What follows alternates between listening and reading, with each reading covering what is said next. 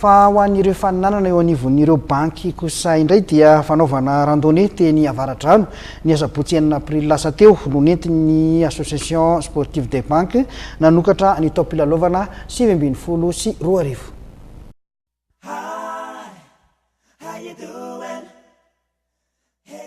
Randonnée niainga teny amin'ny radio Nederland ka hatreny amin'ny rovan'Ambohimanga izay ny refy 12 kilometatra no nentin'ny association sportive des banques na ny fikambanan'ny mpanao fanatanjahantena ao anivon'ny banky eto Madagasikara nanokatra ny taom-pilalaovana 7 sy 2 arivo ny sabotsy sy 9 aprily lasa teo.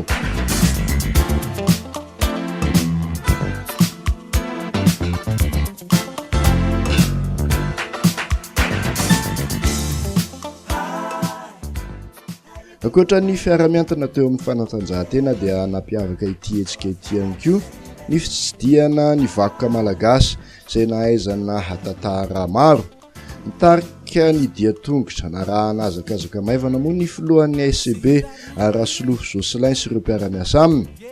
Marihana fa banky 12 no mandrafitra ny SCB dia ny BFM CPM, Société Générale Madagascar, BMOI, BOA, BNI Madagascar, MCB, Baobab, Accès Banque Madagascar ary ny ASEP.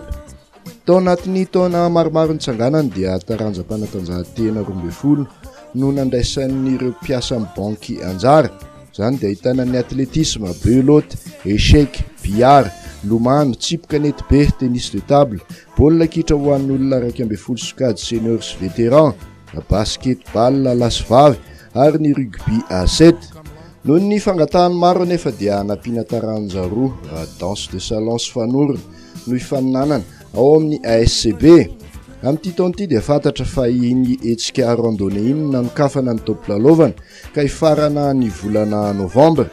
Marihana fankalaza ny 10 taona ny SCB amin'ity taona 7 sy 2 arivo ity.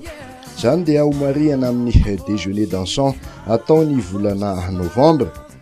Tanjona anetana ny mpitantana ny SCB ireo mpiasan'ny banky hiditra ao anatin'ny fikambanana moa ny azahoany izy ireo fahasalamana amin'ny fanaovana fanatanjahantena, fivelaran-tsaina, fandraisana eo amin'ny samy mpiasa, fanamafisana ny firaisan-kina, fialamboly ahafahana manary ny arera an-tsaina eo amin'ny andavanandro ny izy ireo.